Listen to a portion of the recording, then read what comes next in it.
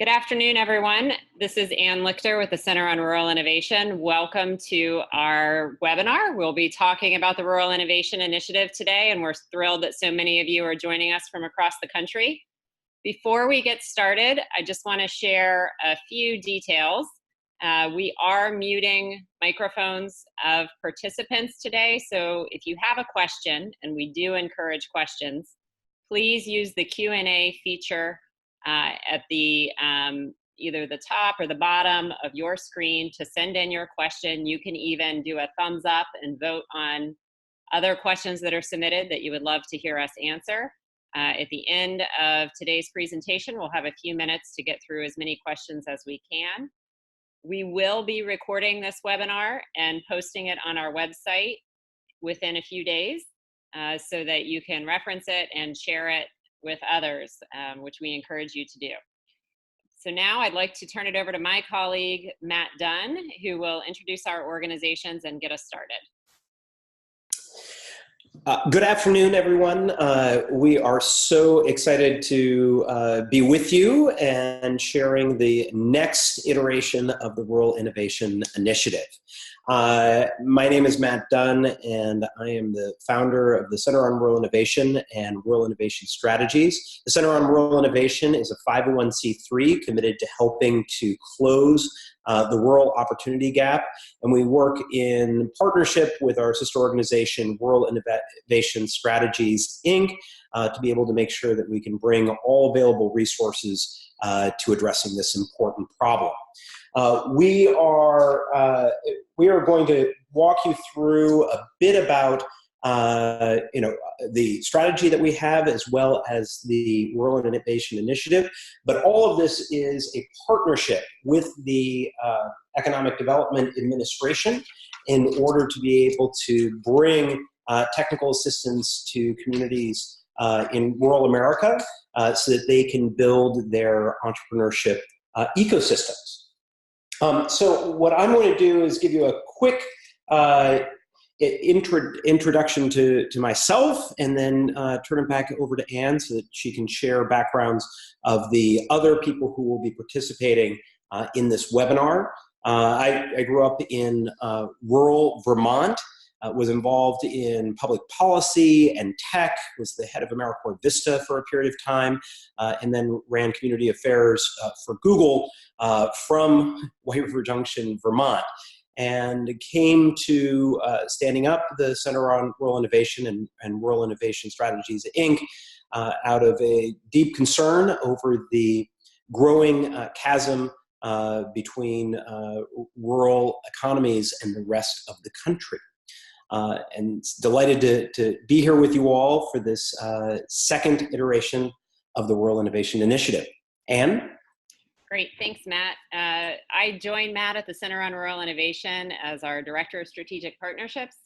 I grew up in a small town in West Virginia and have spent most of my career working on workforce and economic opportunity issues, including almost a decade at the federal level, designing and implementing policies and programs. I've had the privilege of leading the Rural Innovation Initiative and working alongside some very inspiring leaders from across the country, as well as the team you see assembled here today.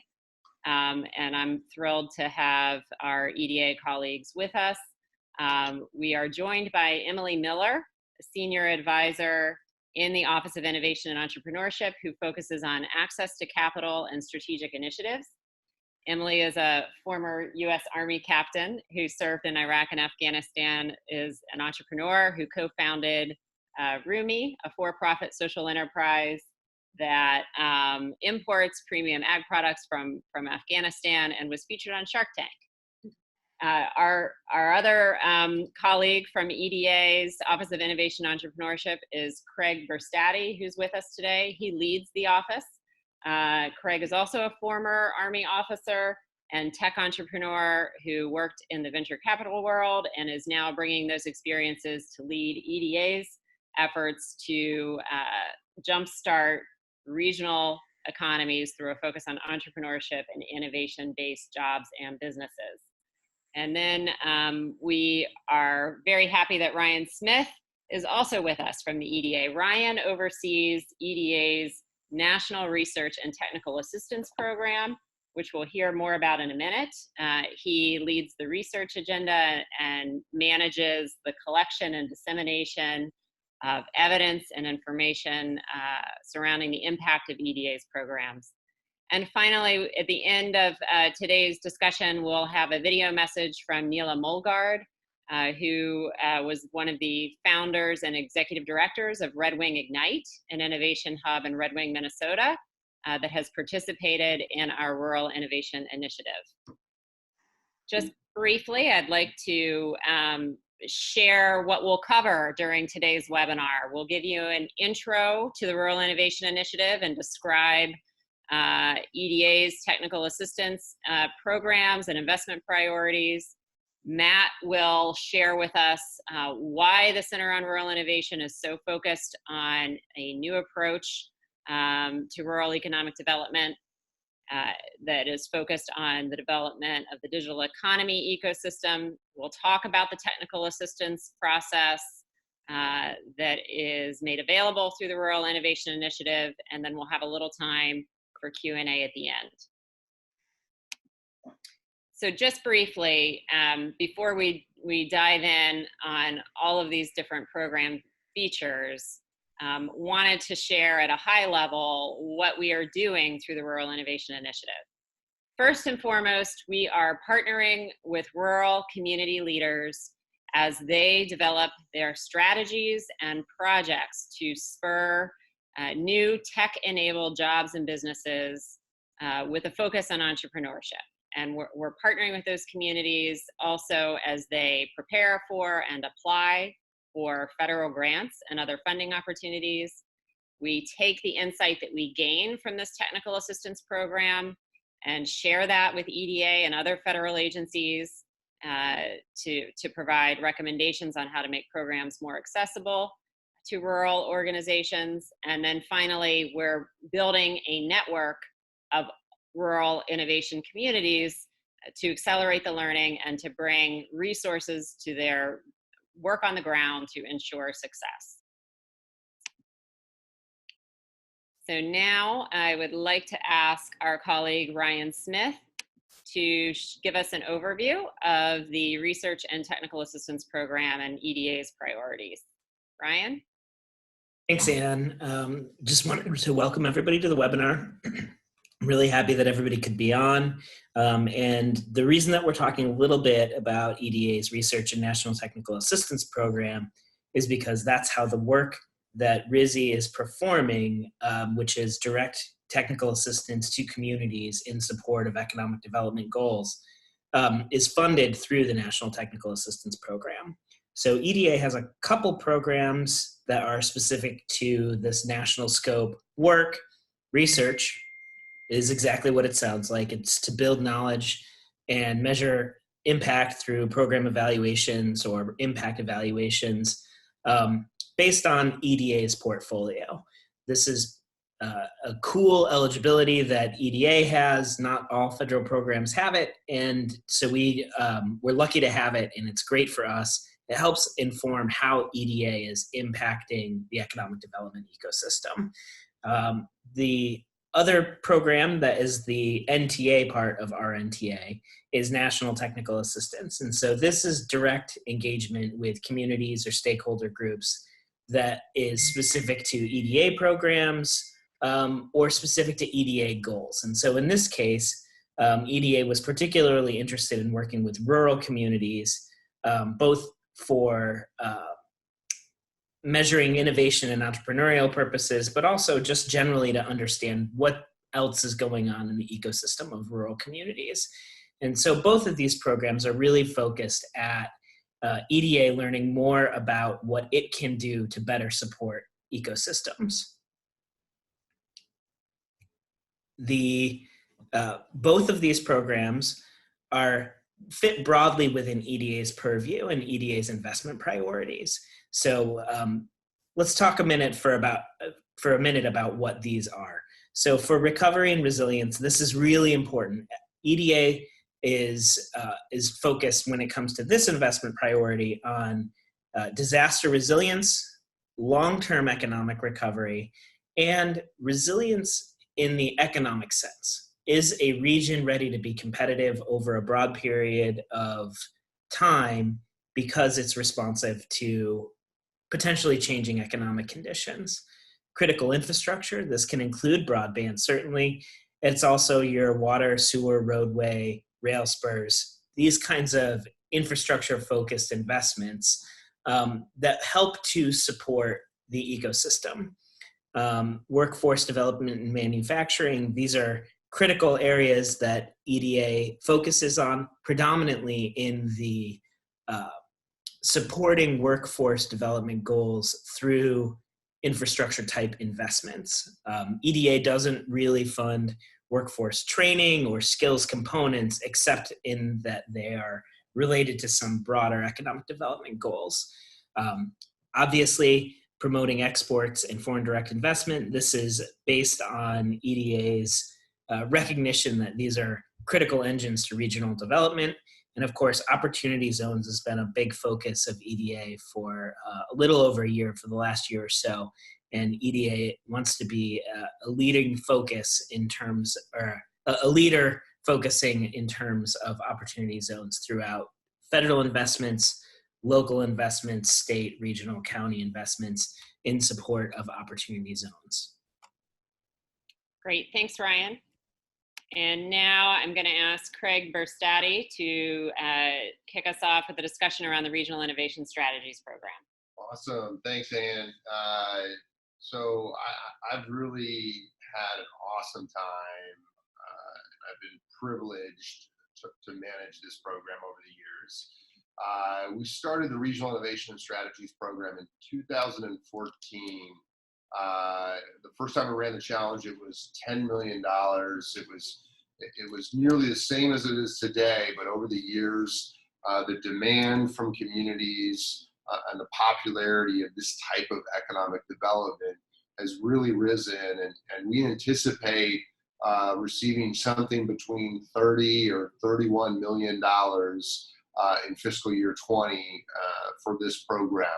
I'm pleased to say we absolutely have communities and strategies of all types represented in this portfolio.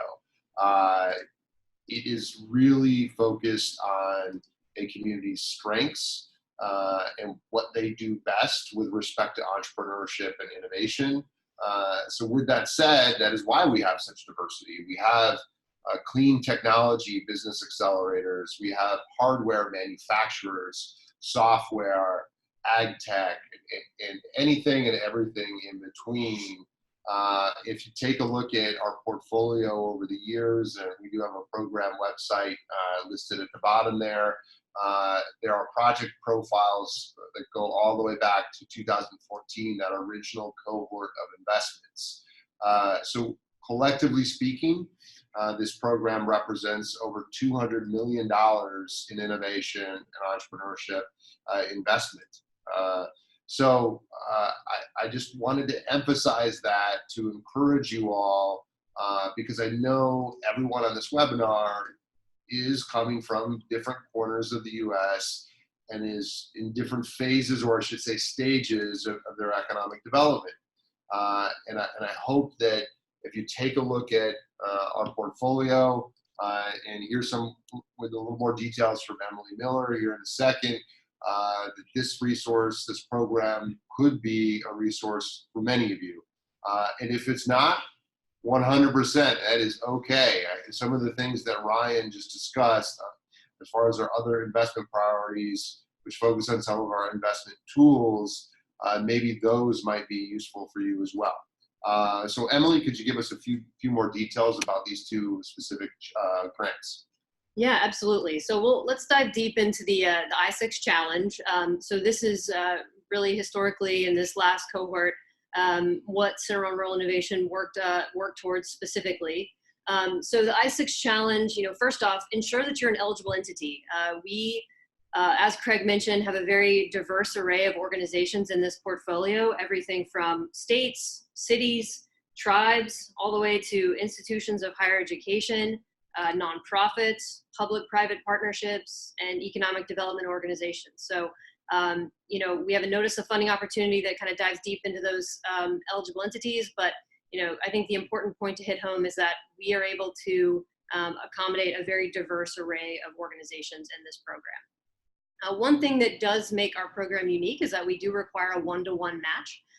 That can be cash or in kind. So for every federal dollar that's requested, we do require a non-federal dollar to be matched with it. And this match must be unencumbered and committed at the time of the application. So that's really important language. You'll also find in our funding opportunity that is really critical when you do apply. As I stated, it's not just cash. We value in-kind contributions just as much. Those in-kind contributions can take the form of a variety of services performed in support of your project. And we have plenty of great examples of that and can elaborate further on that too. One thing that is important to note is that funds for this project cannot be used for construction for the I6 Challenge and the seed fund. And you know, if we're talking about the seed fund as well, you cannot invest this money in startups. So our funds are really directed towards programmatic efforts. And I guess lastly, you know, present a cohesive regional strategy. You know, we really care about these multi-stakeholder partnerships, and those make for really compelling applications.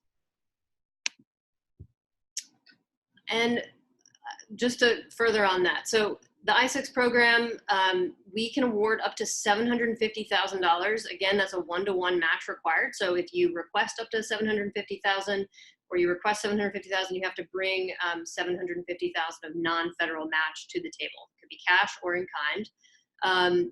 Next steps, we are anticipating our notice of funding opportunity to hit in February of 2020. So that is the annual cycle we are trying to stick to. So keep an eye out, you know, apply for or sign up for our newsletter. You'll get the latest updates, but we're anticipating early 2020 is when the NOFO will be released. Based on past competitions, the application window is typically 45 to 90 days. And then award decisions come out approximately 90 days later. So in total, it usually is about a 6-month process from start, from application to actual award. And then the projects themselves run for 3 years. So it's a pretty standard 3-year project period. Hey, just one thing that I want to add, this is Craig again. I think a big differentiator for this program and from our colleagues over at the Small Business Administration or even at Department of Agriculture is that Regional Innovation Strategies program is really focused on high capacity entrepreneurship. So businesses that are technology driven and have the ability to scale and create great high paying jobs at quantities that can have big impacts on communities.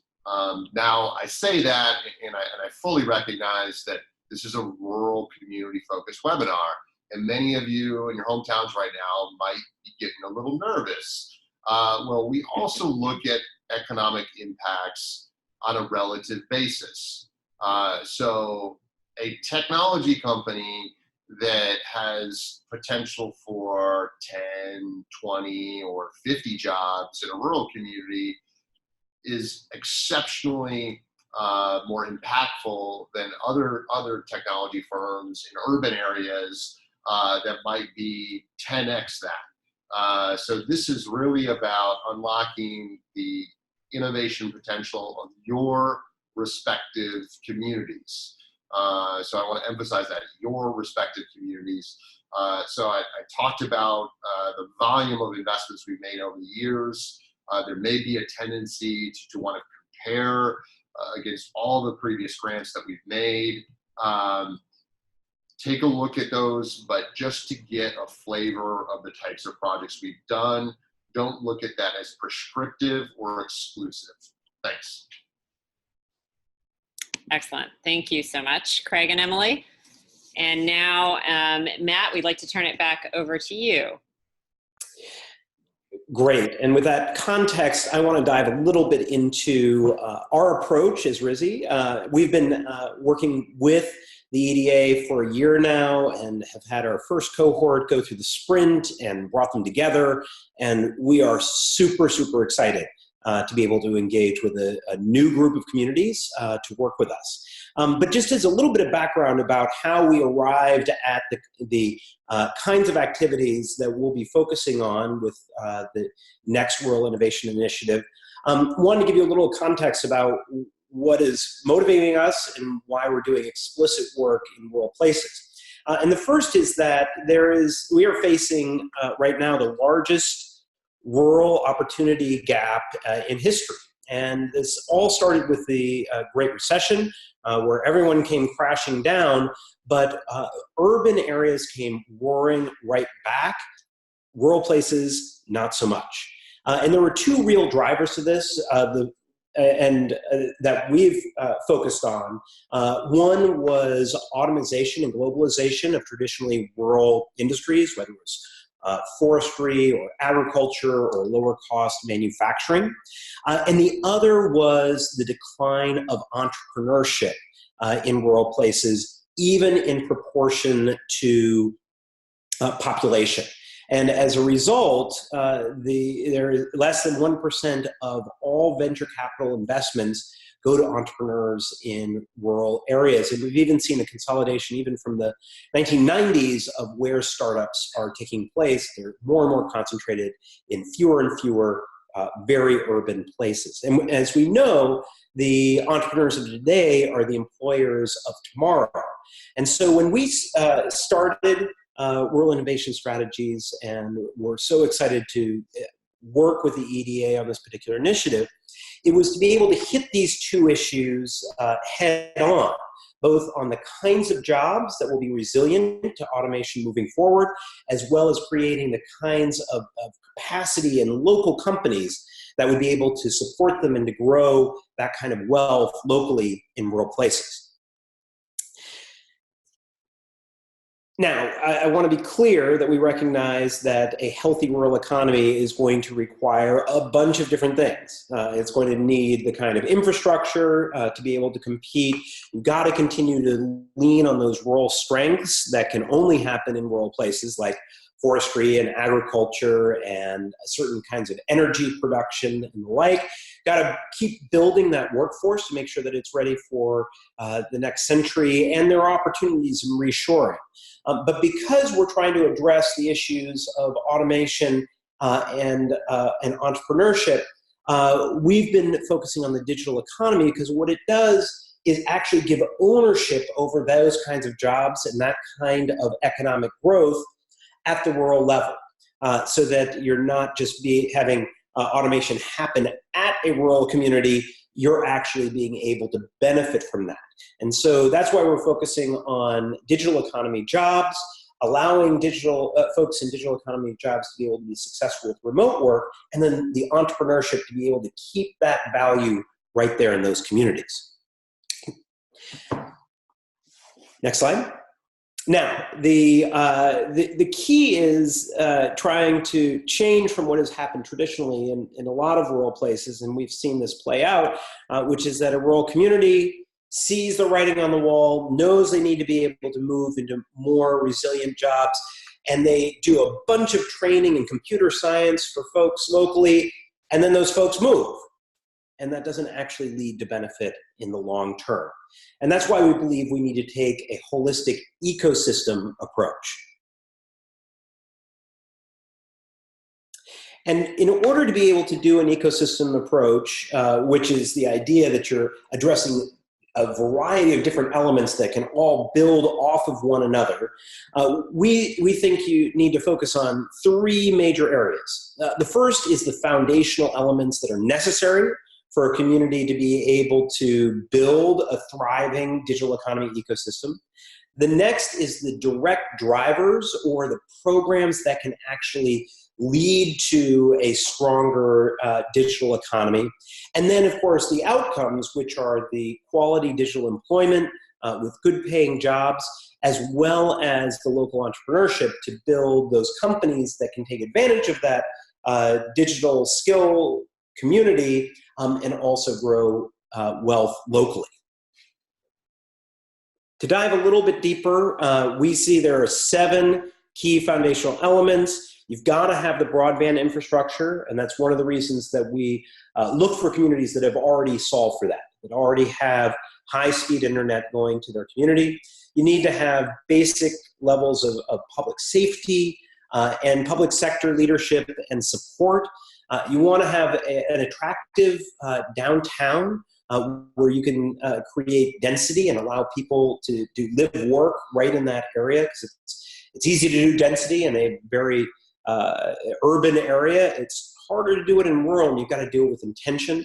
You want to have quality K-12 education that's committed to building a pipeline of talent for digital skills and STEM education. And you also want to have a higher education partner, as well as the other pieces of private sector and nonprofit collaboration. And the reason higher education partners are so important is for tech transfer and also tapping into those students to be able to be a part of a growing ecosystem, but also for what we call trailing spouse value. For the significant others of faculty that in rural areas are sometimes hard to keep there if they don't find aspirational work for spouses to do. And that's also an opportunity to be able to bring them in there. And then there's the culture and entertainment pieces, the kind of activities that are so critical to creating energy and density and collaboration. We do sometimes joke that the real core to rural economic development are the 3 Bs, which are broadband, blues, and beer. And in fact, that actually becomes reality because you need that core infrastructure to be able to compete and engage with anyone, anywhere in the world.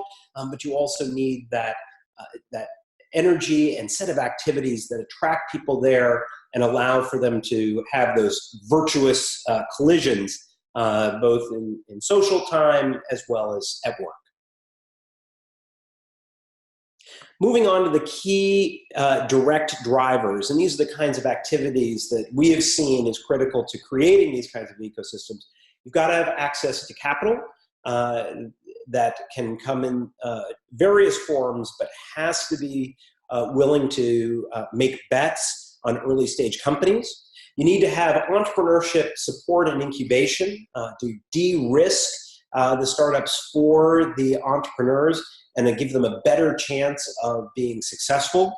You want to create those co-working and networking spaces, again, to allow for those virtuous collisions that spark ideas and allow for collaborations and partnerships. You want to make sure that you have access to digital jobs, and those digital jobs don't have to be local. We have discovered that many local companies like banks or insurance companies or others that you don't think about as being very techy actually have lots of technology jobs embedded in them, and sadly frequently look to urban areas and to pay a lot more to be able to source that talent when you can actually have that locally.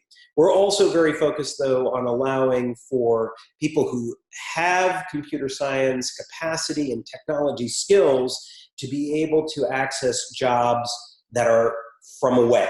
And having worked for a company like Google from rural Vermont, we know that it's possible, but you've got to be intentional on making those bridges so you can create the critical mass of talent. And then the final piece is building that talent pipeline. And that's both on the K-12 level, but it's also with adults who have incredible capacity and be able to give them the skills so that they can participate in the digital economy. Now, we think of this as sort of a full stack because, again, you want to be able to create density and aggregate these pieces together. And so we encourage people to think about this as an innovation hub, perhaps in a physical building or a couple of buildings in a cluster. Places that have housing for young professionals like loft apartments. Having an entrepreneurship center that's co-located with a skills training, co-work, and distributed work setup that allows for people to work for tech companies from away, but doing so in the same space so that they can be connected to one another, share ideas, and have synergy. And then creating those arts and cultural amenities on the first floor with the underpinnings or foundation of higher education partnerships, broadband that is world-class, and then the financing in whatever form that takes to be able to either allow for people to take computer science education classes, and equally important to be able to bring funding, early stage funding, to scalable startups. Now, none of us believe, even though we're all deeply committed to rural places, that one innovation hub in a small town is going to be able to be successful by itself.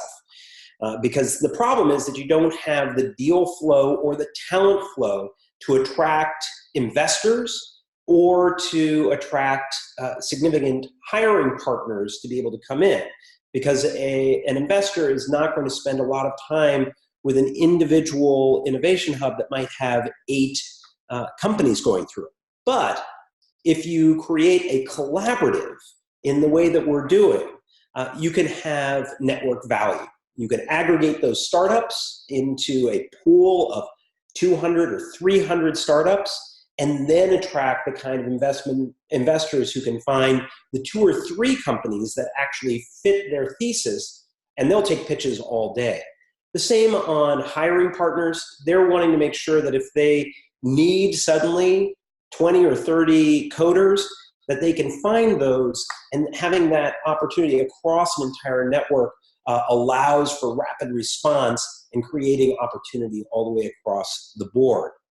A standard model also eases the deployment so that people can be working together from a playbook that we develop in concert, and create a community of practice for sharing the best ways to support entrepreneurs or to bring digital skills to communities that haven't had them, or even launch come on home campaigns to encourage people who grew up in a community, would love to come home with their tech skills and experience, but need to know that there is that opportunity there.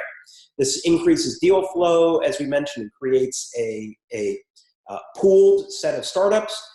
And then it allows for this really exciting set of resources that can be shared. And that's one of the requests we make, is that they're shared across the network. And then we can together create a national profile to surface these stories and experience. One of the biggest barriers that we see right now to rural digital economy ecosystems and innovation economies, simply that people don't know it can be done in rural. And there's been a narrative that said, oh, that's really hard to do where there isn't huge amounts of people in one location. We all know that, in fact, it can happen. And by pulling together all of these examples from across the country, we've been able to surface that in national media and change that narrative and story that helps innovation hubs across rural America. Great. Thanks so much, Matt, for that overview. That should give you a sense of what we're driving towards in our partnerships with communities and EDA. This is Anne again, and I want to talk a little bit in more detail about our approach to technical assistance through this initiative.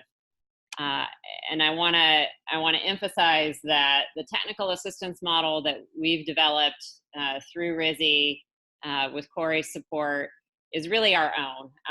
It's designed to get at those outcomes that Matt described. We are able to do this because of the support of the EDA, but the way that we've designed the technical assistance, the selection process, and the decisions, those are all our own, just as EDA and its management of its programs, they are making their own decisions around those grants and other funding priorities. But together, we're working to support capacity building in rural places. As I mentioned, our focus is on the project development providing that strategic support and supporting communities as they get ready to seek federal funds and other opportunities to scale these programs.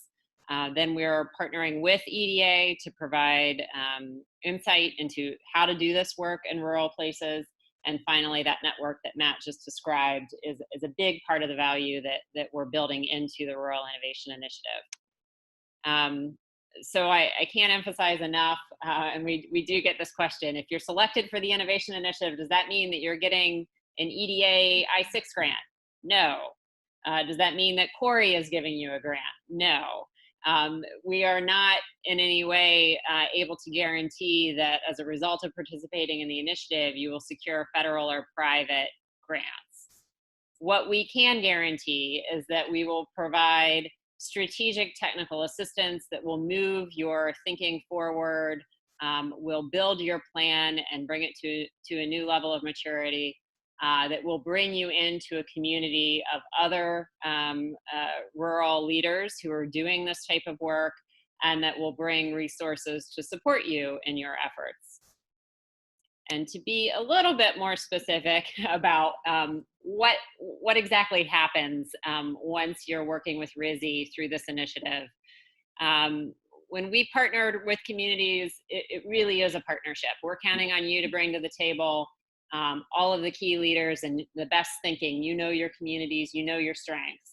What we can do is provide frameworks and templates and a third-party national perspective and resources as you define your strategy, give you feedback on your written materials as you outline your projects and your grant applications. We can help identify possible areas for support, and we provide that digital platform for ongoing collaboration across communities, as well as in-person collaboration with communities.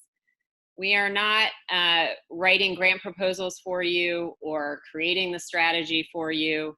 As you heard me mention, we cannot guarantee funding from EDA or other funders, and we're not deploying staff to run your programs or your efforts. But we have found that from our work with communities, and here let's get into who we were working with in the first phase, that just having that strategic partnership has proven to be extremely valuable. So in 2019, in the first phase of this initiative, we worked with 9 communities, as you can see, 3 different time zones across the country, pretty diverse communities in terms of their economic and demographic profiles.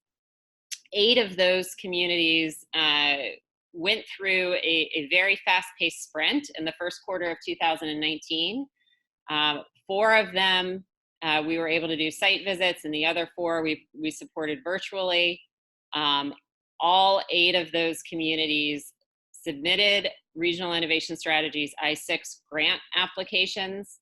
Again, that was April in 2019, and 3 of the 8 communities were successful in securing an I-6 grant, but all of the communities were successful in moving their concepts forward and using that sprint and application process as a force function to really refine their strategy and get their partners on board and committed to the work in their region. So going forward, I want to share how we're thinking about this next phase and 2020. We are hoping to select up to 10 communities to participate in the initiative in 2020. We are expecting that roughly half of those will be communities that already have innovation and entrepreneurship focused efforts underway in their regions and will be well positioned to apply for an I-6 grant in 2020.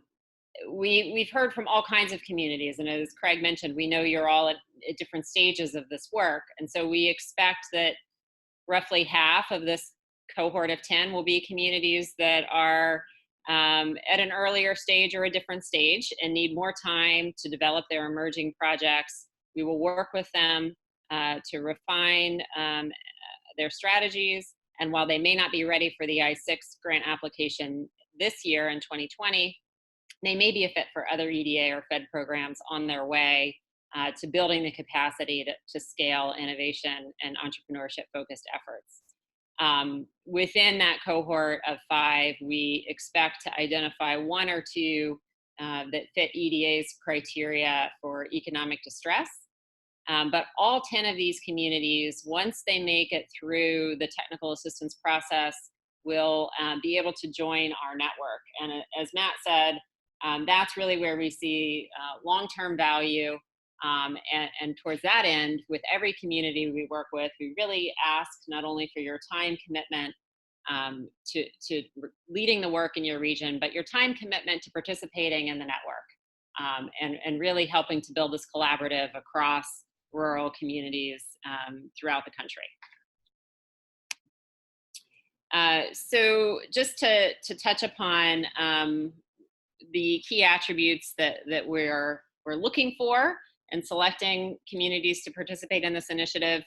Matt walked you through the model. A lot of that information is on our website as well, so I'll just touch briefly on this. We consider this work to be the so what of broadband.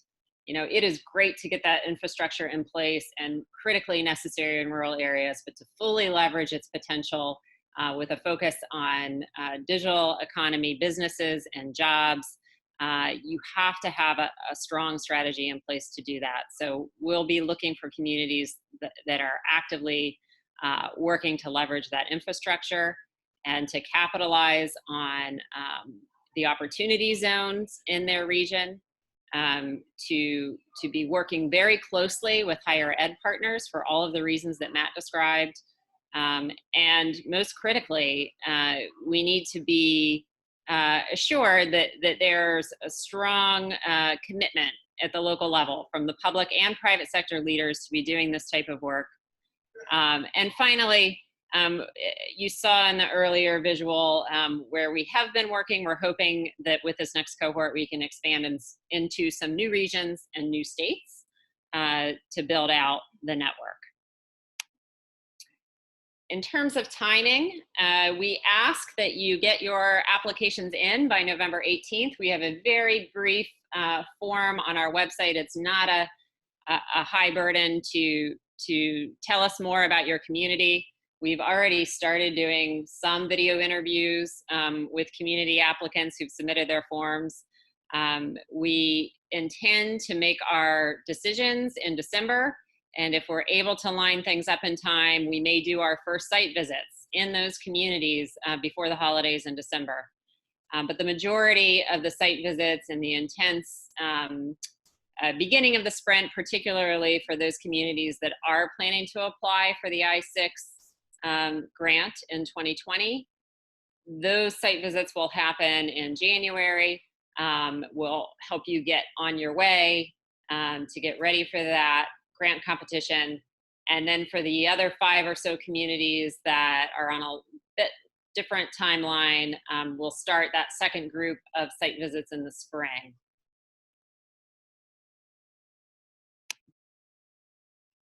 I just want to briefly point out that we have a number of other resources focused on supporting rural communities and stakeholders as they do this work. The first thing I want to make sure you're aware of is that we have in progress the Rural Opportunity Map. And this is a very powerful geospatial mapping tool that will aggregate hundreds of data sets, demographic, economic, asset point data, and will be available publicly on our website in December 2019. So that you can use this and your partners can use this to power your work. We really encourage your engagement with that tool once it's publicly available. In the meantime, currently on our website, we have a few resources to help you in your work. We have a walkthrough of the model that Matt was describing, as well as a PDF that you can download to assess how your community is performing along those key drivers and foundational elements. and some tools to help you uncover and map the assets and potential partners in your region, as well as start to put shape around your strategy and manage the follow-up work. So now we wanted to share a video message from one of our colleagues in Red Wing, Minnesota, who's with currently with Launch Minnesota, but was the director of Red Wing Ignite during the technical assistance sprint, to give you a sense of what it's like from a community perspective to participate in this initiative. So I'd like to pull up our video of Neela Mulligard from Red Wing, Minnesota.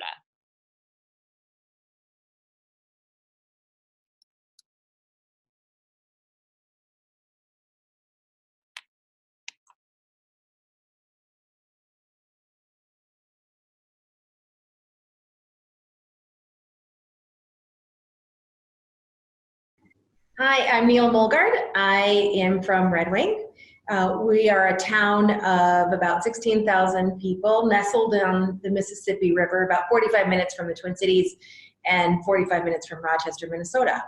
I was lucky enough to help start Red Wing Ignite and lead it for the last 6 years, and now it's in really good hands with Adam Gettings, the new executive director. So when the mission when we started was that Red Wing Ignite was going to support students, entrepreneurs, and businesses to compete in the 21st century economy. Being a small town, we knew pretty quickly we couldn't just look inside our community to support entrepreneurs and students to the full capacity. So we had to build partnerships outside. We had to really look outside of our town, build relationships with government agencies, corporations, higher ed, other entrepreneurial support organizations to properly serve and advance startups and students in this economy.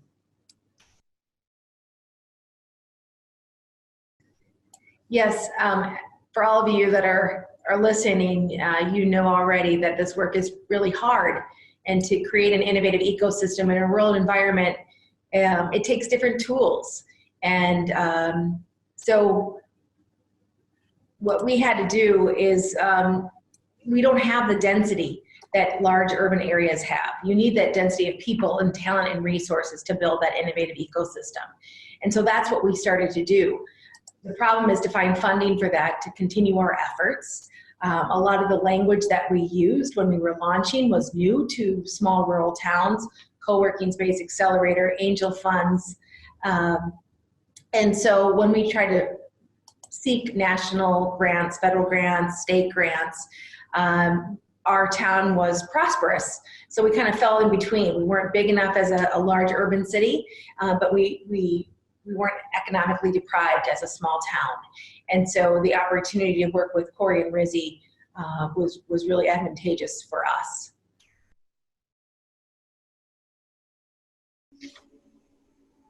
I was very thrilled when Anne reached out and introduced about the services and the mission and vision of Corey and RISI, because it was so needed in our nation. And it was nice to know that others out there were fighting the good fight alongside us. And so what Corey and RISI really were able to provide us is a wonderful structure, a network, a sounding board, the technical assistance that we didn't have access to. That is so important when we're applying for federal grants. The federal language is hard to decipher and to know exactly what they need. They were great with helping us with our KPIs and the measurements that the EDA wanted to see.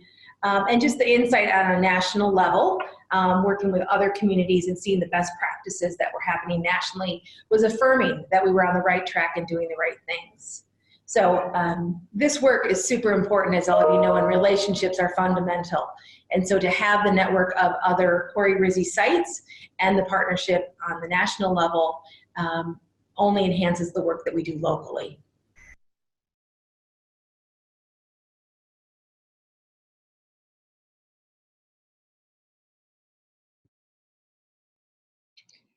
So hopefully that brief video gave you a flavor of a community perspective and how participating in the Rural Innovation Initiative has made a difference for their efforts.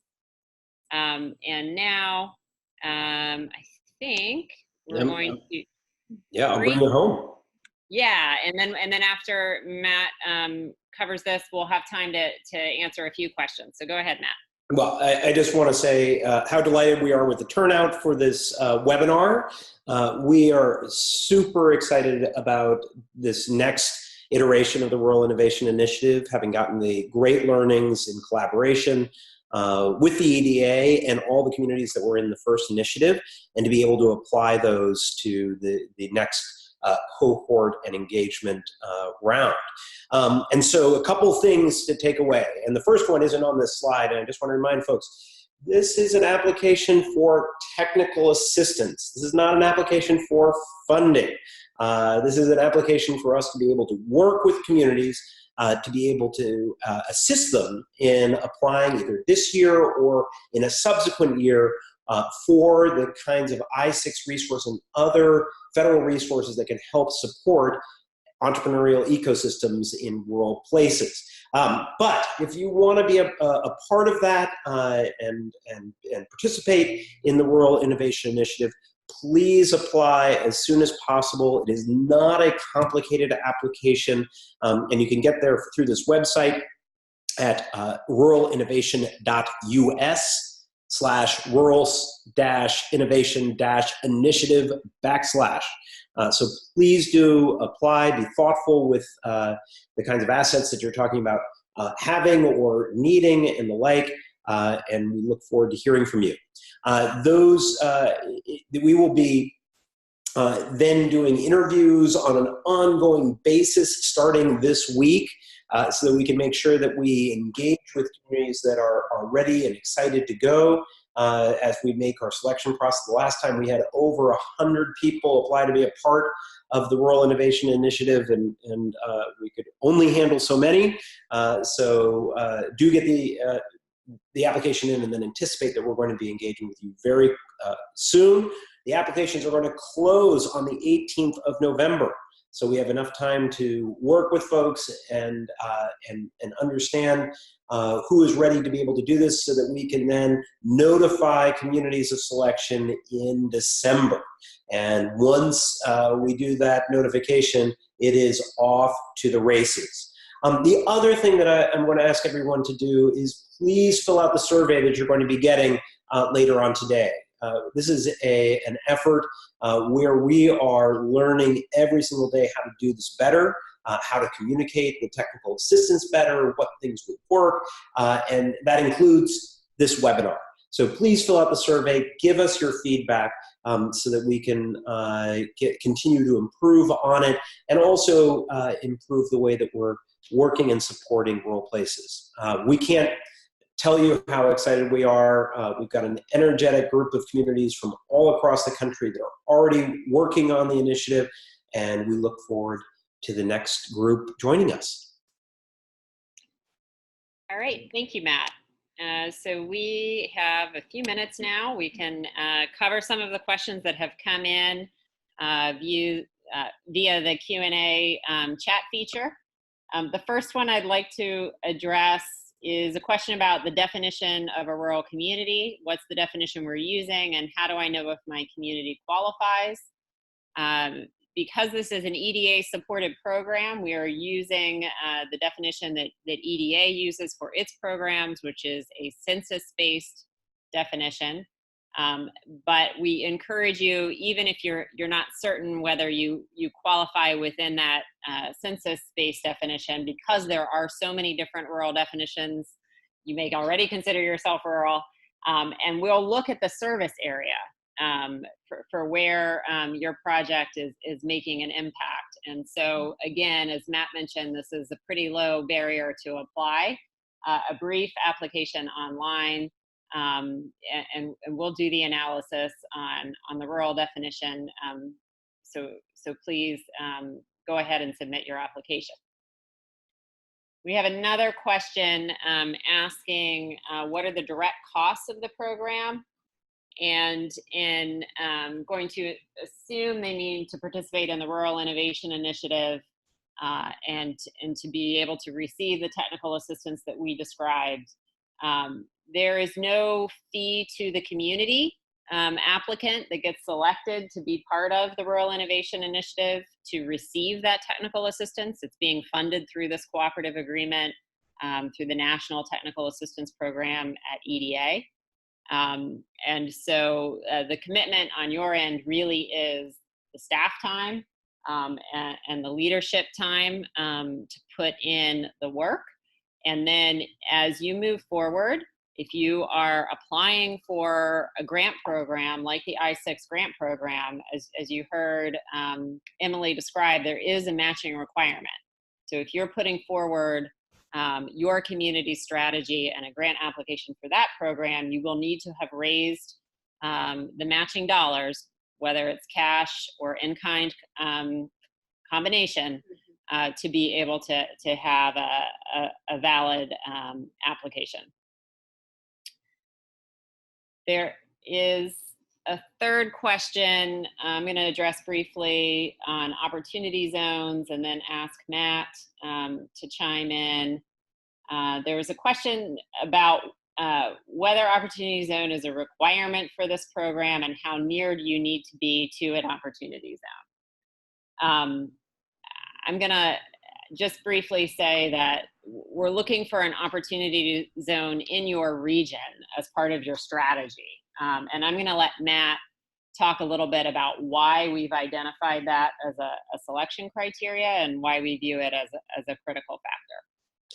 Well, opportunity zones, as many of you know, have become a very, very popular mechanism for looking for investment in communities, both urban and rural.